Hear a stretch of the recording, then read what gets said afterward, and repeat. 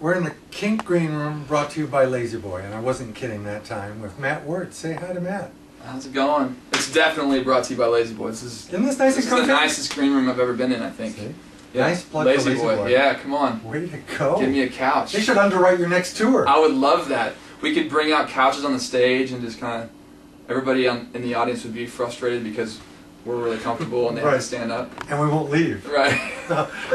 You've been to Portland before, but this is your first time in our live performance live. It is. This is the first time I've kind of blown through. I actually was here a couple years ago opening for Jamie Cullum down at the big ballroom. Right, Crystal Ballroom? Crystal Ballroom. And that was such a cool experience with the floor that bounces. Right. You know? The floating ballroom. The floating ballroom, yeah. It's really great. That place has got history. And now you're making history too. You signed a new record deal. You got a new album coming out in August.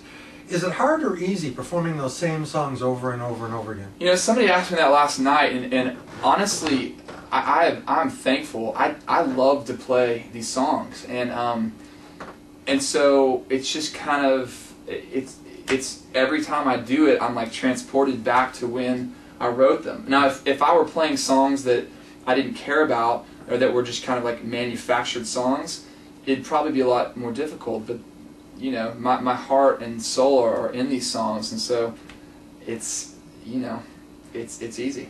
Do a lot of these songs come from relationships and stories that you've had on a personal level? Yeah, they're all like pages from my journal. Really, it's the reason why I started writing songs in the first place was to kind of like, you know, just be able to emote and get through things, and also I just liked. I liked being able to kind of bare my soul so that other people didn't feel like they were in it alone, and so it's kind of carried me through. I really don't write until I have something to say, and so I don't have a lot of songs that are meaningless to me. But I'm curious, how do you take a song like 519 about the breakup with a girl and condense it down to 3.5 minutes? That's a great question.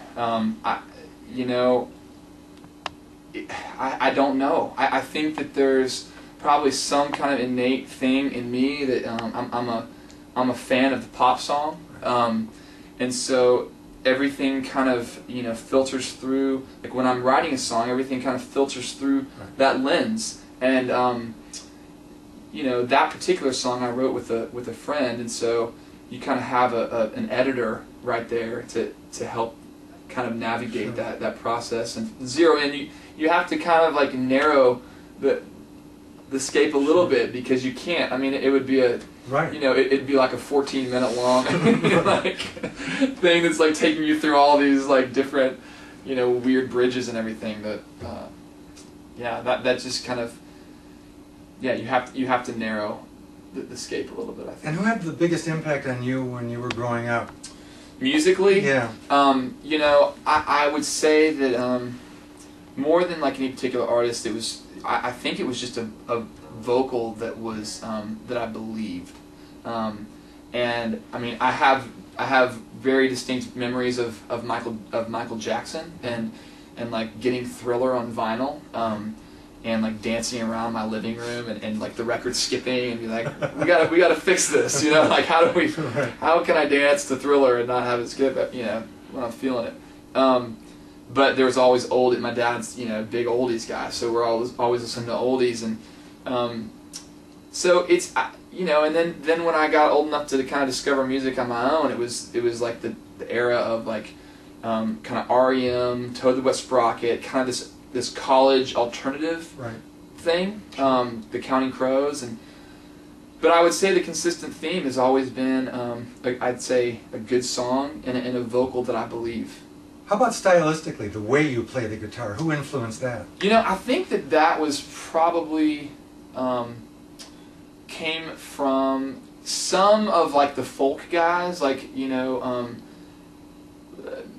maybe like the David Wilcoxes, but I think more than anything, it probably comes from more of like an R&B school, and then also just out of necessity, a lot of times I've been playing shows just solo acoustic, and so if you're solo acoustic, you're not having any kind of percussion behind you, and so you need to like use every ounce of this instrument to get into it.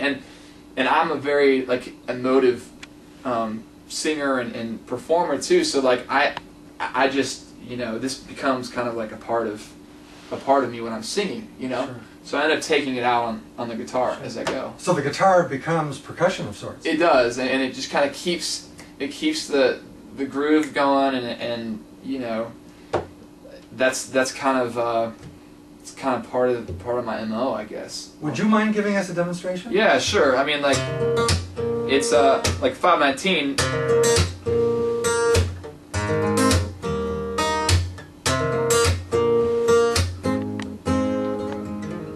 And then, you know, you can tell that the guitar's been hit and strummed like a decent amount, you know. But there's just something about just keeping the groove on the guitar and strings, and I'm always telling the sound guy to make sure that low end is like really punchy in the house, because I want people to be able to, like, you know, to nod their head and like get into it, you know. You know, tell us about the guitar being worn. Is that a sign of how loved that guitar is? It's a sign of my love, for sure. It is. This guitar is. There's an interesting story behind the guitar. I had probably 4 years ago, my house got broken into, and I had like 6 instruments stolen. I had a great Gibson J45. I had like 2 or 3 different Taylors. I had a mandolin that was like custom built for me, and like all these instruments that were like, you know, meant a lot to me. Not to mention like computer and some cash and stuff. And because my back door apparently was unlocked, and there was no sign of forced entry, so the insurance company didn't come through with anything.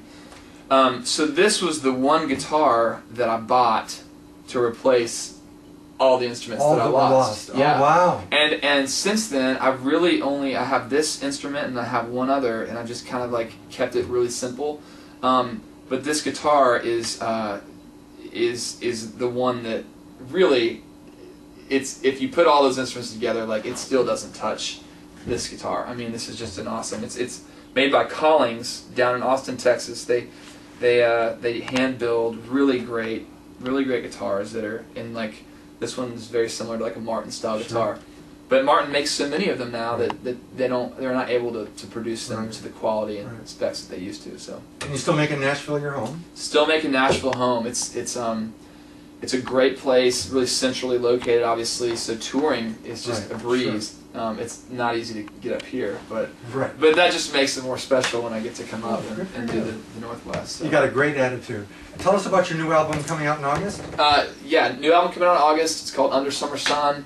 It's some of my favorite songs from a couple of my independent records, and then some new songs that I wrote and recorded as well for it. And it's a really great kind of like it's an up-tempo, light record, and it's just it's my best work. Good for you. Well, congratulations. Thank you very much. Congratulations. Thank you. Matt Wertz in our KINK Green Room, sponsored by Lazy Boy, and he's tonight at Doug Fur. Definitely want to check him out. Want to take us out of here? Yeah. I breathe out through my teeth as I told you that I'm okay.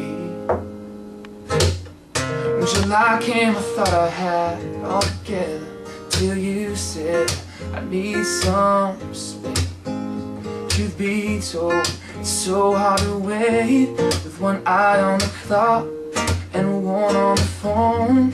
It's 5:19, I'm feeling alone, and if I could talk to you, I don't want you to know I'm holding loose, ain't letting go.